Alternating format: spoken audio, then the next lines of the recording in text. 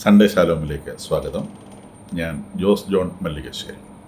ഇസ്രായേലിൻ്റെ യുദ്ധമുഖത്ത് നിരന്തരമായി വാർത്തകൾ മാറിക്കൊണ്ടിരിക്കുകയാണ്. ഇന്നലത്തെ വാർത്ത ഇസ്രായേൽ ലെബനോണിലേക്ക് കരയുദ്ധം നയിച്ചു തുടങ്ങി എന്നാണെങ്കിൽ, ഇന്ന് പ്രധാനമായി വരുന്ന വാർത്ത ഇറാൻ ഇസ്രായേലിന് നേരെ മിസൈൽ ആക്രമണം നടത്തി എന്നുള്ളതാണ്. അതിനിടയിലൂടെ ഹിസ്ബുള്ള മൊസാദ് ആസ്ഥാനത്തെ ലക്ഷ്യം വെച്ച് മിസൈലുകൾ അയക്കുകയും അത് ലക്ഷ്യം കണ്ടു എന്ന് ഹിസ്ബുള്ള അവകാശപ്പെടുകയും ചെയ്ത ഒരു ന്യൂസും ഉണ്ടായിട്ടുണ്ട്. ഇന്നലത്തെ വാർത്തകളിൽ ഇസ്രായേൽ സിറിയയുടെ ആസ്ഥാനത്ത് ആക്രമണം നടത്തിയെന്നും ഒരു മീഡിയ പേഴ്സൺ ഉൾപ്പെടെ 4 പേരവിടെ കൊല്ലപ്പെട്ടുവെന്നും സിറിയൻ ഗവൺമെൻറ് പുറത്തുവിട്ട ഔദ്യോഗിക വാർത്താക്കുറിപ്പിലുണ്ടായിരുന്നു. ഈ വാർത്തയ്ക്ക് ഇതുവരെ ഇൻ്റർനാഷണൽ ആയിട്ടുള്ള സ്ഥിരീകരണം ലഭിച്ചിട്ടില്ല. ഇസ്രായേൽ അതിനെ സംബന്ധിച്ച് മറുപടി ഒന്നും പറഞ്ഞിട്ടില്ല. ഇറാൻ അയച്ച മിസൈലുകൾ ജോർദാൻ്റെ ആകാശം ഉപയോഗിച്ചിട്ടുണ്ട് എന്നുള്ളതും ഒരു വസ്തുതയാണ്. ജോർദാൻ്റെ ആകാശത്തുകൂടി ഇസ്രായേലിലേക്ക് ആക്രമണം വരുന്നു എന്നുള്ളത് ജോർദാനെ സംബന്ധിച്ച് ഒരു നല്ല കാര്യമല്ല. ജോർദാൻ അനുവദിക്കാതെ അത്തരം കാര്യങ്ങൾ സംഭവിക്കാൻ സാധ്യത കുറവാണ്. കാരണം ഇറാൻ അയച്ചിട്ടുള്ളത് ബാലിസ്റ്റിക് മിസൈലുകളാണ്. ബാലിസ്റ്റിക് മിസൈൽ എന്ന് പറഞ്ഞാൽ അയക്കുന്ന സ്ഥലത്ത് നിന്നും അത് ആകാശത്തിന് പുറത്തേക്ക് സ്പേസിലേക്ക് പോവുകയും പിന്നീട് ആകാശത്തേക്ക് അല്ലെങ്കിൽ അറ്റ്മോസ്ഫിയറിലേക്ക് എൻ്റർ ചെയ്ത് നിലത്തേക്ക് പതിക്കുകയുമാണ് ചെയ്യുക. അപ്പോൾ ആ നിലത്തേക്ക് അതൊരു ആർച്ച് പോലെയാണ്, അതിൻ്റെ ട്രാജക്ടറി വരുന്നത് ഒരു ആർച്ച് പോലെയാണ്. അപ്പം ആ ആർച്ച് ഇത് സ്പേസിൽ നിന്ന് ഒത്തിരി മുകളിൽ നിന്ന് വരുന്നതായതുകൊണ്ട് ആ ആർച്ച് കുറേ നേരത്തെ സ്റ്റാർട്ട് ചെയ്യേണ്ടതുണ്ട്. ഇസ്രായേലിൻ്റെ തെക്ക് ഭാഗത്താണ് ആക്രമണങ്ങൾ നടന്നിട്ടുള്ളത്. അതുകൊണ്ട് തന്നെ നിലത്ത് പതിച്ച അപൂർവം മിസൈലുകളിൽ ഒരെണ്ണം വെസ്റ്റ് ബാങ്കിലാണ് വന്ന് വീണത്, പാലസ്റ്റീനിയൻ റീജിയനിലാണ് വീണിട്ടുള്ളത്. ഒരെണ്ണം ടെല്ലവീവിൽ വന്ന് ഒരു റെസ്റ്റോറൻറ്റിൽ വീണതായിട്ട് പറയുന്നുണ്ട്. 200 മിസൈലുകൾ അയച്ചു എന്നാണ് ഇറാൻ അവകാശപ്പെടുന്നത്. 180 മിസൈലുകൾ എന്നാണ് ഇസ്രായേലിൻ്റെ കൗണ്ട്. അതിൽ ബഹുഭൂരിഭാഗവും സിംഹഭാഗവും ആകാശത്ത് വെച്ച് തന്നെ ഇസ്രായേലിൻ്റെ അയൺ ഡോം സിസ്റ്റം തകർത്തുവെന്ന് ഇസ്രായേൽ പറയുന്നു. അയൺ ഡോം സിസ്റ്റം എന്നുള്ളത് ഒരു ഓട്ടോമാറ്റിക് റിട്ടാലിയേറ്ററി മിസൈൽ സിസ്റ്റമാണ്. ആകാശത്തുകൂടി മിസൈൽ വരുന്നത് റഡാർ സംവിധാനങ്ങൾ ഉപയോഗിച്ച് ഡിറ്റക്റ്റ് ചെയ്യുകയും ഒരു ഹ്യൂമൻ ഇൻ്റർവെൻഷൻ ഇല്ലാതെ തന്നെ മിസൈൽ ഡിസ്ട്രോയിങ് മിസൈലുകൾ, താഴെ നിന്ന് മിസൈൽ ഇൻ്റർഫിയറിംഗ് മിസൈലുകൾ ഭൂമിയിൽ നിന്ന് ആകാശത്തേക്ക് പോവുകയും താഴേക്ക് വരുന്ന മിസൈലുകളെ അവിടെ വെച്ച് തന്നെ യാതൊരു ഹ്യൂമൻ ഇൻ്റർവെൻഷനും ഇല്ലാതെ തന്നെ ഓട്ടോമാറ്റിക്കായിട്ട് തകർക്കുകയും ചെയ്യുന്ന സംവിധാനത്തിൻ്റെ പേരാണ് അയൺ ഡോം സംവിധാനം. ഇസ്രായേലിൻ്റെ എല്ലാ അതിർത്തികളിലും ഈ അയൺ ഡോം സംവിധാനം ഡിസ്പ്ലേ ചെയ്തിട്ടുണ്ട്. ഇസ്രായേൽ ഒരു ചെറിയ രാജ്യമാണ്. അപ്പോൾ അതിന് മൊത്തം ഒരു വേലി കെട്ടിയതുപോലെ ഈ അയൺ ഡോം സംവിധാനമുണ്ട്. അപ്പോൾ അതിനകത്തേക്ക് ഏത് മിസൈൽ അയച്ചാലും അതൊക്കെ ഡിസ്ട്രോയ് ചെയ്യപ്പെടും. ഹിസ്ബുള്ള മൊസാദിനെ ലക്ഷ്യം വെച്ച് അയച്ചു എന്ന് പറയുന്ന മിസൈലുകളും ഇതുപോലെ അയൺ ഡോം സംവിധാനം ഉപയോഗിച്ച് അവരെ നശിപ്പിച്ചിട്ടുണ്ട് എന്നാണ് അവർ പറയുന്നത്. അത് വിശ്വസനീയമാണെന്ന് തോന്നുന്നു. കാരണം മൊസാദ് ആസ്ഥാനത്ത്, അത് ടെല്ലവീവിൻ്റെ സബർബ്സിലാണ് ഈ മൊസാദിൻ്റെ ഹെഡ് ക്വാർട്ടേഴ്സ് വരുന്നത്. അവിടെ മിസൈലുകളൊന്നും പതിച്ചതായി ഒരു ഇൻ്റർനാഷണൽ വാർത്താ ഏജൻസികളും റിപ്പോർട്ട് ചെയ്തിട്ടില്ല. ഹിസ്ബുള്ളയുടെ ഒരു അവകാശവാദം മാത്രമാണ് ഇവിടെ നിലനിൽക്കുന്നത്. എല്ലാ വാർത്താ ഏജൻസികളുടെയും പ്രസൻസ് ടെൽ അവീവിലുണ്ട്. അവിടെ ആരെയും പേടിക്കേണ്ട ആവശ്യമില്ല, അവിടെ അവർക്ക് നിൽക്കാൻ പറ്റും.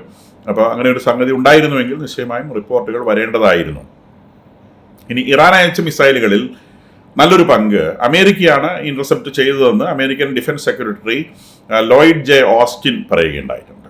എന്ന് പറഞ്ഞാൽ ഇത് സ്പേസിൽ വെച്ച് തന്നെ, സ്പേസ് മീൻസ് അറ്റ്മോസ്ഫിയറിന് മുകളിലുള്ള സ്ഥലത്ത് വെച്ച് തന്നെ ഇൻ്റർസെപ്റ്റ് ചെയ്യപ്പെട്ടിട്ടുണ്ട് എന്ന് വേണം വിചാരിക്കാൻ. നല്ലൊരു ശതമാനം. ബാക്കി വരുന്നതാണ് അയൺ ഡോം സിസ്റ്റം ഡിഫെൻഡ് ചെയ്തത്.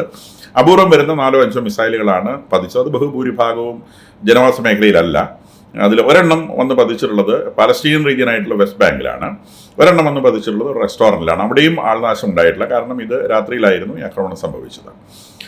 ഇനി ഇതിൻ്റെ പൊളിറ്റിക്കൽ കോൺസിക്വൻസുകളാണ്. ഇതിനു മുൻപും ഒരു തവണ ഇസ്രായേലിന് നേരെ 500ഓളം മിസൈലുകൾ ഇറാൻ അയക്കുകയുണ്ടായിട്ടുണ്ട്. പക്ഷേ അയക്കുമ്പോൾ തന്നെ അവർ അമേരിക്കയെ അറിയിച്ചിട്ടാണ് അയച്ചത്. അതുകൊണ്ട് തന്നെ അത് ഇസ്രായേലിൻ്റെ അതിർത്തിയിലേക്കൊന്നും വന്നില്ല. അതിനു മുമ്പ് തന്നെ തകർക്കപ്പെടുകയാണ് ഉണ്ടായിട്ടുള്ളത്. അപ്പോൾ ഈ ഇറാനിയൻ മിസൈലിൻ്റെ ട്രാജക്ടറി എന്ന് പറയുന്നത് ഇറാനിൽ നിന്ന് പുറപ്പെട്ട് കഴിഞ്ഞാൽ ഇസ്രായേലിൽ എത്തണമെങ്കിൽ ഏകദേശം 1000-ലധികം കിലോമീറ്ററുകൾ എയർ സ്പേസിലൂടെ സഞ്ചരിക്കേണ്ടതുണ്ട്, അല്ലെങ്കിൽ അറ്റ്മോസ്ഫിയറിലൂടെ സഞ്ചരിക്കേണ്ടതുണ്ട്. അപ്പോൾ അതിൽ വരുന്നത് ഒന്ന് ഇറാഖാണ്, 2 ജോർദാനാണ്. അപ്പം ഇറാൻ്റെയും ജോർദാൻ്റെയും എയർ സ്പേസുകൾ ഇതിനകത്ത് വരുന്നുണ്ട്. അപ്പോൾ ഇൻ്റർനാഷണൽ ലോ അനുസരിച്ച് ഒരു രാജ്യത്തിൻ്റെ അറ്റ്മോസ്ഫിയർ 22 കിലോമീറ്റർ വരെ ആ രാജ്യത്തിന് സ്വന്തമാണ്. ഇപ്പം ഇന്ത്യയുടെ എയർ സ്പേസ് അറ്റ്മോസ്ഫിയർ ഇന്ത്യയുടെ ഭൂമിയിൽ നിന്നും 22 കിലോമീറ്റർ ഉയരത്തിൽ ഇന്ത്യയുടേതാണ്. അതിന് പുറത്തേക്കുള്ളതിനെയാണ് ഇന്റർനാഷണൽ എയർ സ്പേസ് എന്ന് പറയുന്നത്. ആർക്ക് വേണമെങ്കിൽ ഉപയോഗിക്കാം. കടലിനെ സംബന്ധിച്ചും ഇത് തന്നെയാണ് നിയമം. ഒരു രാജ്യത്ത് നിന്ന് 12 നോട്ടിക്കൽ മൈൽ, ഏകദേശം 22 കിലോമീറ്റർ, 22.22 കിലോമീറ്ററാണ് കടലിൻ്റെ, ആ രാജ്യത്തിൻ്റെ സ്വന്തം കടൽ എന്ന് പറയുന്നത്. അതിനപ്പുറത്തേക്കുള്ളത് ഇന്റർനാഷണൽ വാട്ടേഴ്സാണ്. അത് ആർക്ക് വേണമെങ്കിലും ഉപയോഗിക്കാം. അപ്പം എന്ന് പറയുന്നത് പോലെ തന്നെയാണ് എയറിനെ സംബന്ധിച്ച്. അപ്പം നമ്മളൊരു മറ്റൊരു രാജ്യത്തേക്ക് എന്തെങ്കിലും ഇത്തരം ഒരു സംവിധാനം അയക്കുമ്പോൾ, ഇപ്പം ഒരു എയർഫോഴ്സിൻ്റെ ഒരു വിമാനം പോകുന്നു, അല്ലെങ്കിൽ മിസൈൽ പോകുന്നു, അത് ഒരു പർട്ടിക്കുലർ രാജ്യത്തിൻ്റെ എയർ സ്പേസ് ഉപയോഗിച്ചിട്ടാണ് കടന്നു പോകുന്നതെങ്കിൽ ആ രാജ്യം ആ യുദ്ധത്തിൽ ഇൻവോൾവ് ചെയ്തതായിട്ടാണ് കൗണ്ട് ചെയ്യപ്പെടുക. അപ്പം ജോർദാൻ്റെ എയർ സ്പേസ് ഉപയോഗിച്ചിട്ടുണ്ടെങ്കിൽ, ഇസ്രായേലിനെതിരെ ജോർദാൻ്റെ എയർ സ്പേസ് ഉപയോഗിച്ച് പെർമിഷൻ ഇല്ലാതെ അങ്ങനെ ചെയ്യാൻ പാടില്ല. അങ്ങനെ ഉപയോഗിച്ചിട്ടുണ്ടെങ്കിൽ നിശ്ചയമായും ജോർദാനും ശത്രുക്കളുടെ പട്ടികയിലേക്ക് വന്നു കഴിഞ്ഞു എന്നാണ് മനസ്സിലാക്കുന്നത്. അതാണ് ഇതിനകത്ത് ഒരു പൊളിറ്റിക്കൽ കോൺസിക്വൻസ് എന്ന് പറയുന്നത്. ഇറാൻ ഓൾറെഡി ശത്രുവിൻ്റെ ഭാഗത്തുണ്ട്. ഇറാൻ്റെ ഈ ആക്രമണത്തോടെ ഇസ്രായേൽ ഏത് തരത്തിൽ പ്രതികരിക്കും എന്നുള്ളത് വളരെ പ്രധാനപ്പെട്ട സംഗതിയാണ്.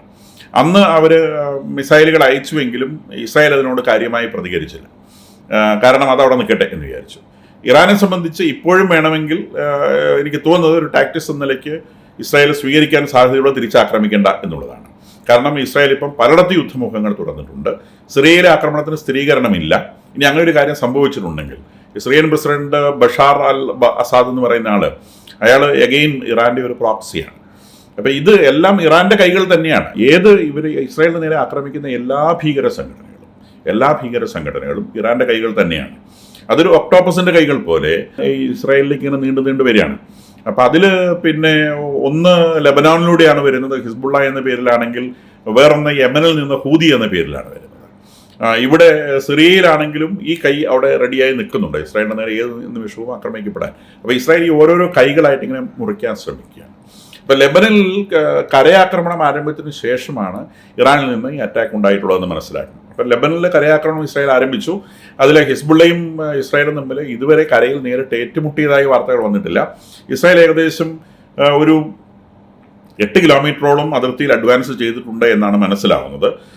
സ്വാഭാവികമായിട്ടും ലെബനീസ് ഗവൺമെന്റിനെ സംബന്ധിച്ച് വലിയ ഡിസ്റ്റർബിംഗ് ആയിട്ടുള്ള ഒരു സിറ്റുവേഷനാണിത്. അപ്പോൾ ലെബനീസ് പ്രൈം മിനിസ്റ്റർ നജീബ് മിക്കാത്തി എന്ന് പറയുന്ന ആൾ വലിയ ഉത്കണ്ഠ ഇക്കാര്യത്തിൽ പ്രകടിപ്പിച്ചിട്ടുണ്ട്. ലെബനൻ ഇതുവരെ അതിൻ്റെ ഫോർമേഷന് ശേഷം നേരിട്ടുള്ള ഏറ്റവും വലിയ പ്രതിസന്ധി എന്നാണ് അദ്ദേഹം പറയുന്നത്. നിശ്ചയമായും അങ്ങനെയാണ്. അദ്ദേഹത്തിൻ്റെ അതിർത്തി ഭേദിച്ചുകൊണ്ട് ഒരു വിദേശ മിലിറ്ററി 2006 ഇങ്ങനെ ഇസ്രായേൽ കയറിയിട്ടുണ്ട്. എന്നാലും ഇത് അതിനേക്കാൾ വലിയ ഒരു ഇൻവേഷനായിട്ട് വേണം പരിഗണിക്കാൻ. അവർ ലിമിറ്റഡ് ആയിട്ടുള്ള ടാർഗറ്റുകളെയാണോ ലക്ഷ്യം വെക്കുന്നതെന്ന് ഇസ്രായേൽ പറയുന്നുണ്ടെങ്കിലും ഭൂമിയിലൂടെ കടന്നു വരുമ്പോൾ സ്വാഭാവികമായിട്ടും സാധാരണ പൗരന്മാർക്ക് വലിയ ബുദ്ധിമുട്ടുണ്ടാകും. അപ്പോൾ ഗ്രാമങ്ങളിലുള്ള ആളുകളോട് ഒഴിഞ്ഞു പോകാൻ അവരുടെ ലോക്കൽ ഭാഷയിൽ തന്നെ ഇസ്രായേൽ മെസ്സേജുകൾ കൊടുക്കുന്നുണ്ട്. അത് മൈക്കിലൊന്നുമല്ല. ഞാൻ നേരത്തെ ഒരു വീഡിയോയിൽ സൂചിപ്പിച്ചതുപോലെ ലെബനനിലുള്ള മുഴുവൻ മനുഷ്യരുടെയും മൊബൈൽ ഫോൺ നമ്പറുകൾ ഇസ്രായേലിൻ്റെ കസ്റ്റഡിയിലുണ്ട്. അവരുടെ മൊബൈൽ ഫോണിലേക്ക് അവരുടെ ലോക്കൽ ലാംഗ്വേജിൽ പേഴ്സണൽ മെസ്സേജുകൾ വരികയാണ്. പ്ലീസ് ഇവിടുന്ന് ഇവാക്യുവേറ്റ് ചെയ്ത് പോകാൻ, നിങ്ങൾക്ക് തിരിച്ചു വരാം, ഞങ്ങൾ ഇവിടെ ഈ ഹിസ്ബുള്ള എന്ന് പറയുന്ന തുരപ്പന്മാരെ പിടിക്കാൻ വരുന്നതാണ്. അപ്പോൾ അവരുടെ അവിടുത്തെ താവളങ്ങൾ തകർത്ത് കഴിഞ്ഞാൽ ഞങ്ങൾ തിരിച്ചു പോകും, അത് തിരിച്ചു പോകുന്ന സമയത്ത് നിങ്ങൾക്ക് തിരിച്ചു വരാമെന്നാണ് ഇസ്രായേൽ അവിടുത്തെ ആളുകൾക്ക് ഈ മെസ്സേജുകൾ വഴി ഉറപ്പ് നൽകുന്നത്. അപ്പം ലെബനീസ് പ്രധാനമന്ത്രി പറയുന്ന ഏകദേശം 10 ലക്ഷത്തോളം ആളുകൾ അഭയാർത്ഥികളായി ലെബനോന്റെ തെരുവുകളിലായി എന്നുള്ളതാണ്. ഇതിൽ നിന്ന് നല്ലൊരു പങ്ക് ഒഴിഞ്ഞു പോകുന്നത് വടക്കൻ ലെബനോണിലേക്കാണ്, വേറൊരു പങ്ക് ഒഴിഞ്ഞു പോകുന്നത് സിറിയയിലേക്കാണ്. അപ്പോൾ ഈ രാജ്യങ്ങൾക്കെല്ലാം ഇതിൻ്റെതായ പ്രഷേഴ്സും ഉണ്ട്. അപ്പോൾ ഇസ്രായേലി ഫോഴ്സ് കടന്നു പോകുമ്പം ശ്രദ്ധിക്കേണ്ട കാര്യം, ഇതുവരെ ചെയ്ത യുദ്ധം പോലെ അല്ല ഇത്. കരയുദ്ധം എന്ന് പറയുന്നത് വളരെ ഡിഫറെൻ്റ് ആയിട്ടുള്ള സംഗതിയാണ്. ആകാശത്തോടെ യുദ്ധം ചെയ്യുമ്പം ഇസ്രായേലി ഫോഴ്സ്, ഇസ്രായേലിൻ്റെ ലൈഫ്, ജീവൻ, അത് സേഫാണ്. അപ്പോൾ ആകാശത്തുനിന്ന് ഒരു മിസൈൽ അയക്കുമ്പം അവരുടെ എയർക്രാഫ്റ്റുകൾ നല്ല ഉയരത്തിൽ നിന്നുകൊണ്ട് അതിനകത്ത് നിന്ന് ടാർഗറ്റഡ് മിസൈലുകൾ, ലേസർ ഗൈഡഡ് മിസൈലുകളാണ് ഉപയോഗിക്കുക. ലേസർ ഉപയോഗിച്ച് ടാർഗറ്റ് ചെയ്തിട്ടുള്ള പോയിന്റുകളിലേക്ക് ലേസർ ഗൈഡഡ് ആയിട്ടുള്ള മിസൈലുകൾ, റോക്കറ്റുകൾ പായിക്കുകയാണ് ചെയ്യുക. അത് കൃത്യമായ ലക്ഷ്യത്തിൽ പോയി വീഴും. ആ സമയത്ത് ആളുകളിരിക്കുന്നത് വിമാനത്തിലാണ്, പൈലറ്റ്മാരായിട്ടിരിക്കുന്നത്. അവരെ സംബന്ധിച്ച് അവർ സേഫാണ്. അവരുടെ ഇസ്രായേലിൻ്റെ വിമാനങ്ങളെ ഇന്റർസെപ്റ്റ് ചെയ്യാനുള്ള മിസൈലുകളൊന്നും ഹിസ്ബുള്ളയുടെ കയ്യിൽ അവൈലബിൾ അല്ല. അപ്പോൾ അവിടെ ഹ്യൂമൻ കാഷ്വാലിറ്റി വരുന്നില്ല. പക്ഷെ ഭൂമിയിലൂടെ അഡ്വാൻസ് ചെയ്യുന്ന സമയത്ത് നിശ്ചയമായും കാഷ്വാലിറ്റി പ്രതീക്ഷിക്കണം. അതിന് ഒരു റീസൺ, ഈ ഹിസ്ബുള്ള എന്ന് പറയുന്ന ഈ ഭീകര സംഘടന ഗറില്ല യുദ്ധത്തിലെ എക്സ്പേർട്സാണ്. അവരുടെ എക്സ്പെർട്ടൈസ് അതിനകത്ത് ചോദ്യം ചെയ്യാൻ പറ്റില്ല. രണ്ട്, അവർ മനുഷ്യ ബോംബുകളായി പൊട്ടിത്തെറിക്കാൻ തയ്യാറുള്ളവരാണ്. അവർ യുദ്ധം ചെയ്യാൻ ഇറങ്ങിയിട്ടുള്ളത് മരിക്കാൻ വേണ്ടിയാണ്, കൊല്ലാൻ വേണ്ടിയല്ല. അപ്പോൾ അതിനിടയിലൂടെ എത്ര പേരെ കൊന്നാലും അത് അവർക്ക് ബോണസാണ്. സ്വർഗത്തിൽ പോകുന്ന സമയത്ത് അവിടെ കിട്ടാൻ പോകുന്ന ചില പ്രത്യേക സമ്മാനങ്ങളുടെ എണ്ണം കൂടിക്കൂടി വരും. അപ്പോൾ അത് ആ എണ്ണം കൂട്ടാൻ വേണ്ടി അവർ ഓപ്പോസിഷനെ വധിച്ചു കളയും. കാരണം ദൈവത്തിൻ്റെ ശത്രുക്കളെന്ന് അവർ വിളിക്കുന്ന പിശാചി ദൈവത്തിൻ്റെ ശത്രുക്കളെ കൊല്ലാൻ ഇറങ്ങിയിരിക്കുകയാണ്. അപ്പോൾ അവർ വിളിക്കുന്ന ഈ ആളുകളെ കൊന്നാൽ അവർക്ക് അവിടെയുള്ള റെമ്യൂണറേഷൻ കൂടുമെന്നല്ലാതെ ഈ യുദ്ധത്തിൽ വിജയിക്കണമെന്ന് യാതൊരു താല്പര്യം അവർക്കില്ല. അവർക്കൊന്നും മരിച്ചു കിട്ടിയാൽ മതി. അവരുടെ ശരീരത്തിൽ നിന്ന് അവരുടെ ജീവൻ പുറത്തു പോയി കഴിഞ്ഞാൽ ഉടനെ അവർ സ്വർഗത്തിൽ വേറെ ചില സൗകര്യങ്ങളുടെ നടുവിലേക്ക് ചെന്ന് വീഴുകയാണ്. പിന്നെ അവിടെ കിടന്ന് ആർമാദിക്കാം. അപ്പം ആ ആർമാദിക്കുന്ന അവസ്ഥയും സ്വപ്നം കണ്ടുകൊണ്ടാണ് ഇവർ വരുന്നത്. അപ്പം അങ്ങനെയുള്ള ആളുകളെ ഭയങ്കരമായിട്ട് ഭയപ്പെടണം. കാരണം അവർക്ക് പൊട്ടിത്തെറിക്കാൻ യാതൊരു മടിയില്ല. അപ്പം അവർ ഏത് യുദ്ധമുഖത്തേക്കും ചാടി വീഴും, അവർ സ്വയം പൊട്ടിത്തെറിക്കും, മറ്റുള്ളവരെ കൊല്ലും. അപ്പം അത്തരം ഒരു സ്ഥലത്തേക്ക് കടന്നു കയറുമ്പം ഇസ്രായേലി കാഷ്വാലിറ്റീസ് ഒഴിവാക്കാനാവില്ല എന്നാണ് എൻ്റെ അഭിപ്രായം. അപ്പോൾ സ്വാഭാവികമായിട്ടും ആ വിഷയമുണ്ട്. അപ്പം അതുകൊണ്ട് തന്നെയാണ് ഇസ്രായേൽ വളരെ കോഷ്യസ് ആയിട്ടാണ് ഈ കരയുദ്ധത്തിലേക്ക് പ്രവേശിക്കുന്നത്. അപ്പോൾ ഇതിൻ്റെ പൊളിറ്റിക്കൽ കോൺസിക്വൻസ് എന്ന് പറയുന്നത് നിശ്ചയമായും ഇസ്രായേലി ഫോഴ്സ് അവിടെ കടന്നതുകൊണ്ട് ഇനി അവരെ സംബന്ധിച്ച് ഹിസ്ബുള്ളയുടെ ആ ഒരു ലെബനനിലെ പ്രസൻസിന് ഒരു ഫുൾ സ്റ്റോപ്പ് ഇടാതെ അവർക്കൊന്നും തിരിച്ചു പോകാനാവില്ല. അപ്പോൾ അവർ ലെബനീസ് ഗവൺമെൻറ്റിൽ നിന്നും അവിടുത്തെ ഹിസ്ബുള്ളയുടെ പ്രസൻസിനെ സംബന്ധിച്ച് ഒരു ഉറപ്പ് ഇനി അവിടെ ഉണ്ടാവുകയില്ല എന്നൊരു ഉറപ്പ് കിട്ടുന്നവർ, അത് ലെബനീസ് പ്രൈം മിനിസ്റ്റർ നജീബ് മിഗാത്തിക്ക് ചെയ്യാൻ കഴിയുമെന്ന് ഞാൻ വിചാരിക്കുന്നില്ല. അദ്ദേഹത്തിന് കഴിയുമെങ്കിൽ അദ്ദേഹം അങ്ങനെ ഉറപ്പ് കൊടുത്താൽ അദ്ദേഹത്തിനെ കസേരയിലിരിക്കാം. ഇല്ലെങ്കിൽ അദ്ദേഹം ആ കസേരയിൽ പോകേണ്ടി വരും. അത് ഇസ്രായേലിനും അമേരിക്കയ്ക്കും പറ്റുന്ന ഒരു ഗവൺമെൻറ്റിനെ ഇൻസ്റ്റാൾ ചെയ്ത ശേഷം മാത്രമേ, ഒരു പക്ഷേ ലെബനീസ് പട്ടാളത്തിന് തന്നെ ഒരു പട്ടാള ഭരണം ഏർപ്പെടുത്തിയ ശേഷമായിരിക്കും ഇസ്രായേൽ ഫോഴ്സ് അവിടെ നിന്ന് തിരിച്ചു വരിക എന്ന് ഞാൻ വിചാരിക്കുന്നു. ഇനി മറുഭാഗത്ത് ഈ സിറിയയിലെ വിശേഷങ്ങളെക്കുറിച്ച് കൃത്യമായിട്ട് അറിവില്ല, അതവിടെ നിൽക്കട്ടെ. ഹൂതികളെ സംബന്ധിച്ച് ഹൂതികൾ അവിടെ നിന്ന് മിസൈലുകൾ അയച്ചു. അവരയച്ച മിസൈല് വളരെ മോഡേൺ ആയിട്ടുള്ള ഒരു അൾട്രാസോണിക് മിസൈൽ എന്ന് പറയുന്ന, ഹൈപ്പർസോണിക് മിസൈൽ എന്ന് പറയുന്ന ഒരു മിസൈൽ, അറ്റ്മോസ്ഫിയറിലൂടെ മാത്രം സഞ്ചരിച്ചു വരുന്ന ഒരു മിസൈലാണ് എന്നവർ അവകാശപ്പെട്ടിട്ടുണ്ട്. അത്തരം ഒരു മിസൈൽ അതിന് കൂടുതൽ ടാർഗറ്റ് ചെയ്യാൻ പറ്റുന്നതാണ്. അത് വാസ്തവത്തിൽ നെതന്യാഹുവിനെ ലക്ഷ്യം വെച്ചുകൊണ്ടാണ് മിസൈൽ അയച്ചത്. നെതന്യാഹു ന്യൂയോർക്കിൽ നിന്ന് തിരിച്ചു വരുന്ന സമയത്ത് അദ്ദേഹത്തെ ആക്രമിക്കാമെന്നുള്ള ധാരണയിലാണ്.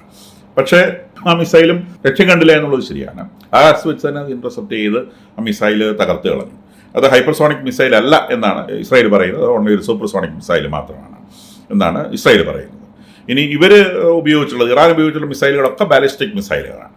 ബാലിസ്റ്റിക് മിസൈൽ എന്ന് പറഞ്ഞാൽ റോക്കറ്റ് ടെക്നോളജി ഉപയോഗിക്കുന്നതാണ്. റോക്കറ്റ് ടെക്നോളജിയിലെ പ്രത്യേകത, അതിനകത്തുള്ള ഫ്യൂവലിനെ കത്താൻ വേണ്ടി അറ്റ്മോസ്ഫിയറിക് എയറിൻ്റെ ആവശ്യമില്ല. അതിനകത്ത് തന്നെ already hydrogen oxygen fuels separate ആയിട്ട് കീപ്പ് ചെയ്യുകയാണ്. അല്ലെങ്കിൽ വേറെ ടെക്നോളജി ഉപയോഗിച്ച്, ന്യൂക്ലിയർ ടെക്നോളജി ഉപയോഗിച്ച് ഡ്രൈവ് ചെയ്യാം. പക്ഷേ ന്യൂക്ലിയർ ടെക്നോളജി ഉപയോഗിച്ചിട്ടുള്ള മിസൈലുകളല്ല സാധാരണ ഉപയോഗിക്കുക. ഹൈഡ്രജൻ ഓക്സിജൻ ഫ്യൂവലുകൾ സെപ്പറേറ്റ് ടാങ്കുകൾ സൂക്ഷിച്ചിട്ടുള്ളതാണ് ഉപയോഗിക്കുക. അപ്പം അത് സ്പേസിലേക്ക് പോയിട്ട്, ബാലിസ്റ്റിക് മിസൈൽ സ്പേസിലേക്ക് ഒരു ഹാഫ് കവറിങ്ങിന് പോകും. പിന്നീട് അത് താഴോട്ട് വീഴുകയാണ് ചെയ്യുക. അടുത്ത ആർച്ചിൻ്റെ സെക്കൻഡ് ഭാഗം ഫ്രീ ഫോളാണ്. അവിടെ അതിന് ഫ്യൂവലിൻ്റെ ആവശ്യമില്ല. നേരെ വന്നിട്ട് ടാർഗറ്റിലേക്ക് വീഴുകയാണ് ചെയ്യുക. മേലോട്ട് എനർജി ഉപയോഗിച്ച് പോകുന്നു, പ്രൊപ്പല് ചെയ്ത് പോകുന്നു, പിന്നീട് താഴോട്ട് വീഴാണ് ചെയ്യുക. അപ്പം അങ്ങനെ വരുമ്പം താഴോട്ട് വീഴുമ്പോൾ അതൊരു കർവ്ഡ് ട്രാക്കിലാണ് വരിക. അപ്പം അങ്ങനെ വരുമ്പോൾ ജോർദാൻ്റെ എയർ സ്പേസുകൾ ഉപയോഗിക്കാതെ ഇസ്രായേലിനകത്തേക്ക് വീഴാൻ പറ്റില്ല. ജോർദാൻ്റെ എയർ സ്പേസ് ഉപയോഗിക്കാതെ വീഴാൻ ശ്രമിച്ചാൽ മിക്കവാറും അത് പോയിട്ട് റെഡ് സീലാണ് പോയിട്ട് വീഴുക. അപ്പം അല്ലെങ്കിൽ മധ്യാരണ്യയിലാണ് പോയി വീഴുക. അപ്പം അതിൽ പോയി വീഴുന്ന ആ ഒരു സാഹചര്യം ഒഴിവാക്കാൻ വേണ്ടി അവർ ജോർദാൻ്റെ എയർ സ്പേസ് ഉപയോഗിച്ചിട്ടുണ്ട് എന്ന് വേണം വിചാരിക്കാൻ. ജോർദാൻ്റെ എയർ സ്പേസ് ഉപയോഗിക്കുമ്പോൾ ഞാൻ നേരത്തെ പറഞ്ഞ നിയമപ്രശ്നമുണ്ട്. അപ്പം അതിനെ സംബന്ധിച്ചൊന്നും ഇസ്രായേൽ പ്രതികരിച്ചിട്ടില്ല. ഈ പിന്നെ വെസ്റ്റ് ബാങ്കിലൊക്കെ ഈ മിസൈലുകൾ ആകാശത്ത് നിന്ന് വരുന്നത് ആളുകൾ വ്യൂ ചെയ്തതായിട്ട് പറയുന്നുണ്ട്. ജോർദാനിലും ആളുകൾ അത് വ്യൂ ചെയ്തതായിട്ട് പറയുന്നുണ്ട്. അങ്ങനെ മിസൈലുകൾ വരുന്നത് വ്യൂ ചെയ്തിട്ട് അവർ തക്ബീർ ധ്വനികൾ മുഴക്കുന്നതിൻ്റെയൊക്കെ ചില വീഡിയോകളൊക്കെ പിന്നെ പല പ്ലാറ്റ്ഫോമുകളിലും വന്ന് കാണുന്നുണ്ട്. എന്തായാലും യുദ്ധം വളരുന്നുണ്ട് എന്നുള്ളതൊരു വാസ്തവമാണ്. ഇത് എത്രത്തോളം വളരും എന്നുള്ളതാണ്. അപ്പോൾ അതിൽ Lloyd Austin, USA state secretary, വളരെ അവരെ ഒരുപാട് ശബ്ദം ഉണ്ടാക്കുന്ന ആളുകളല്ല, വളരെ മിനിമം മാത്രം സംസാരിക്കുന്ന ആളുകളാണ്. ഇറാനോട് കൃത്യമായിട്ട് പറഞ്ഞിട്ടുണ്ട്, വേണ്ടാത്ത കളിക്ക് നിൽക്കണ്ട, ഇപ്പോൾ വിട്ടത് വിട്ടു, അത് മതി, അതിനപ്പുറത്തേക്ക് പോകണ്ട. നെതന്യാഹു ഇതിനെക്കുറിച്ച് പറഞ്ഞത് ഇറാൻ തെറ്റ് ചെയ്തു, അതിന് മറുപടി ഉണ്ടാവും എന്നാണ്. അപ്പോൾ അത് വളരെ ഇമ്മീഡിയറ്റ് ആയിട്ടുള്ള ഒരു മറുപടിയിലേക്ക് ഇസ്രായേൽ കടക്കുമോ അതോ അത് കുറച്ചും കൂടെ പതുക്കെ ഉണ്ടാവുകയുള്ളൂ, അത് കാത്തിരുന്ന് കാണേണ്ട കാര്യങ്ങളാണ്. ഇസ്രായേലിൻ്റെ നടപടികൾ ആർക്കും പ്രഡിക്റ്റ് ചെയ്യാവുന്ന രീതിയിലല്ല കാര്യങ്ങൾ വരുന്നത്. കാരണം അവരെ സംബന്ധിച്ച് ഈ ഒക്ടോപ്പസിൻ്റെ, ഈ ഇറാൻ എന്ന് പറയുന്ന ഈ ഒക്ടോപ്പസിൻ്റെ നീരാളിയുടെ കരങ്ങൾ ഒന്നൊന്നായി മുറിച്ചു മാറ്റുകയും ആത്യന്തികമായി ആ നീരാളിയെ നിർവീര്യമാക്കി കളയുകയും ചെയ്യുക എന്നുള്ളതാണ് അവരുടെ ലക്ഷ്യം. അപ്പോൾ സ്വാഭാവികമായിട്ടും ഇറാനിൽ ഇപ്പോൾ എക്സിസ്റ്റ് ചെയ്യുന്ന ഗവൺമെൻറ് വലിയ ജനരോഷം അനുഭവിക്കുന്ന ഒരു ഗവൺമെൻറ്റാണ്. കഴിഞ്ഞ ഇലക്ഷനിൽ വെറും 20% ആളുകൾ മാത്രമേ വോട്ട് ചെയ്തിട്ടുള്ളൂ. എന്ന് പറഞ്ഞാൽ 20% ആളുകളുടെ സപ്പോർട്ടോടെ ജീവിക്കുന്ന ഒരു മതഭീകരരുടെ പുരോഹിതരുടെ ഒരു ഗവൺമെൻറ്റാണ്. അങ്ങേയറ്റം സ്വാതന്ത്ര്യം അനുഭവിച്ചിട്ടുള്ളൊരു ജനതയാണത്. 78-ന് മുമ്പ് ഷാ ഭരണകൂടം അവിടെ ഉണ്ടായിരുന്ന സമയത്ത് വലിയ ഫ്രീഡം അനുഭവിച്ച, വെസ്റ്റേൺ രാജ്യം പോലെ ഫ്രീഡം അനുഭവിച്ച ഒരു രാജ്യമാണത്. അവിടെ നിന്നാണ് ഈ മതത്തിൻ്റെ ഇടുങ്ങിയ നിയമങ്ങളിലേക്ക്, 6-ാം നൂറ്റാണ്ടിലെ ഇടുങ്ങിയ നിയമങ്ങളിലേക്ക്, ചാക്കിനുള്ളിലേക്ക് ഈ ജനതയെ ഒതുക്കിക്കളഞ്ഞത്. അപ്പോൾ ആ ജനതയുടെ ഉള്ളിലുള്ള വലിയ പ്രതിഷേധം അവിടെ നിൽക്കുന്നുണ്ട്. അപ്പോൾ ഇത് ഒരു ഇസ്രായേൽ അമേരിക്കൻ ഒരു കമ്പൈൻഡ് അറ്റാക്ക് അവിടെ ഉണ്ടായാലും ഒരുപക്ഷെ ഒരു സിവിൽ വാർ തന്നെ അവിടെ പൊട്ടിപ്പുറപ്പെടുകയും അവിടുത്തെ ഗവൺമെൻറ്റിനെ അവർ ഡിസ്പ്ലേസ് ചെയ്തുകൊണ്ട് ഒരു ജനാധിപത്യ ഗവൺമെൻറ് അവിടെ നിലവിൽ വരാനുള്ള സാധ്യതയും വളരെ വലുതാണ്. അപ്പോൾ അത് നിശ്ചയമായും വെസ്റ്റേൺ രാജ്യങ്ങളുടെ ഒരു ലക്ഷ്യമാണ്. ഈ യുദ്ധത്തിൻ്റെ ആത്യന്തിക ലക്ഷ്യം അത് തന്നെയായിരിക്കും.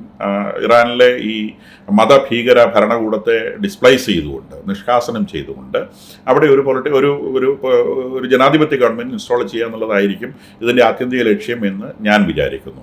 ഒരു പെൺകുട്ടിയുടെ മുടി പുറത്ത് കണ്ടു എന്നതിൻ്റെ പേരിൽ അതിൻ്റെ തലയടിച്ചു പൊളിച്ചതിനെ കൊന്നു. അതിനോടനുബന്ധിച്ചുണ്ടായ വലിയൊരു റിബലിയൻ, മാസങ്ങളോളം നീണ്ടു നിന്ന സ്ട്രീറ്റ് ഫൈറ്റ്, ഒരുതരം സ്വാതന്ത്ര്യ സമരം ഇറാനിലുണ്ടായി. അതിൽ 600ഓളം ആളുകൾ കൊല്ലപ്പെട്ടു. അതിൽ ആ സംഭവവുമായി ബന്ധപ്പെട്ട് ഇറാൻ റെവല്യൂഷണറി ഗാർഡ് എന്ന് പറയുന്ന ഇറാൻ മിലിറ്ററിയുടെ ഉള്ളിൽ തന്നെ വലിയ സ്പ്ലിറ്റ് നിലനിൽക്കുന്നുണ്ട് എന്നാണ് പറയപ്പെടുന്നത്. കാരണം ഈ മരിച്ചവരൊക്കെ അവരുടെയൊക്കെ സ്വന്തക്കാരൊക്കെ തന്നെയാണ്. അപ്പോൾ അങ്ങനെ വന്നു കഴിഞ്ഞാൽ പട്ടാളം തന്നെ ഒരുപക്ഷെ 2 പക്ഷമാവാനും ഒക്കെ സാധ്യതയുണ്ട്. അപ്പോൾ ഇറാനെ സംബന്ധിച്ച് വളരെ റിസ്കി ആയിട്ടുള്ള ഒരു പോയിന്റിലൂടെയാണ് കടന്നു പോകുന്നത്. എന്തായാലും ഈ യുദ്ധം വളരെ വേഗം ഫേസ് മാറിക്കൊണ്ടിരിക്കുകയാണ്. നസറുള്ള വധിക്കപ്പെട്ടതിന് ശേഷം ഓരോ ദിവസവും ഇസ്രായേലിൻ്റെ യുദ്ധമുഖത്തുള്ള വാർത്തകൾ, ഒരു ദിവസത്തിൽ തന്നെ വാർത്തകൾ പുതിയതായി വരുന്ന ഒരു സാഹചര്യമാണ് നമ്മൾ കാണുന്നത്. ഇത് വളരെ വേഗം അവസാനിക്കട്ടെ എന്ന് നമുക്ക് പ്രാർത്ഥിക്കാം. സമാധാനത്തിലേക്ക് എത്തട്ടെ. ലോകത്തിൽ നിന്ന് മതഭീകരത ഒഴിഞ്ഞു പോകട്ടെ. ഇസ്രായേൽ മാത്രമല്ല, ലോകത്തിലുള്ള മറ്റു മനുഷ്യരും സമാധാനത്തോടെ ജീവിക്കട്ടെ എന്ന് ആശംസിക്കുന്നു.